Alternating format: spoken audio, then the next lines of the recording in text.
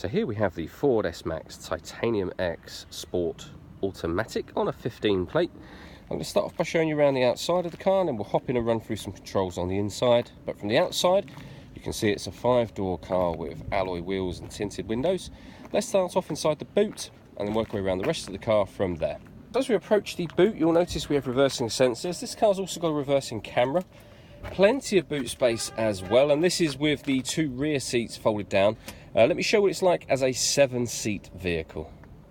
And as you can see, even with 7 seats, you get a decent amount of boot space at the back just here. Okay, so we're just going to work our way back round to the front of the car now. Then we'll hop in and run through some controls on the inside. But now that we've done a full circle of it, you can see it's in great condition the whole way round. Okay, now that we're inside the car, we're going to start with the dials. We have the Rev Counter on the left and speedometer on the right. You can see the total miles for this car are 34,551. You can change the information displayed in that central area by using buttons on the steering wheel. You've got radio mode, auxiliary input mode, trip computer. You can even have a look at the satellite navigation from this menu as well. And all of those adjustments I was making, they're all being done using these buttons on the right hand side of the steering wheel. If we back out further to the steering wheel, we can see that we've got stereo controls on the left and then cruise control just here and here.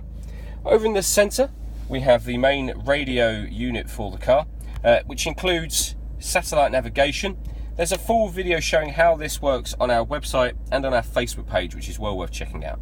When it comes to radio, you can see down there we have FM, DAB, medium wave and long wave radio all available. And I mentioned at the back of the car that we had a reversing sensor. You can see that it's a full colour camera that goes with those sensors, with guidelines showing you what direction the car is headed in relation to the image that you see behind you up on the screen there. Working our way down from that, we have the dual zone climate control.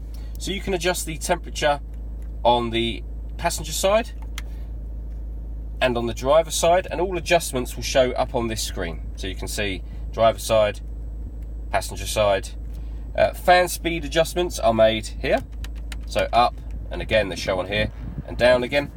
Once you're happy with the settings you've got, press this button to turn the air conditioning on, or hit auto, and the car will maintain the temperatures you've asked for by taking control of the fan speed, which you can hear it doing now, and you can override that at any point in time you wish to.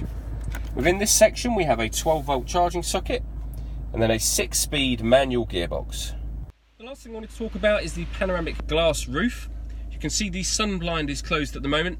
If we press the button up here, that will then open electronically all the way to the front, and that lets in a huge amount of extra light into the cabin, as you can see.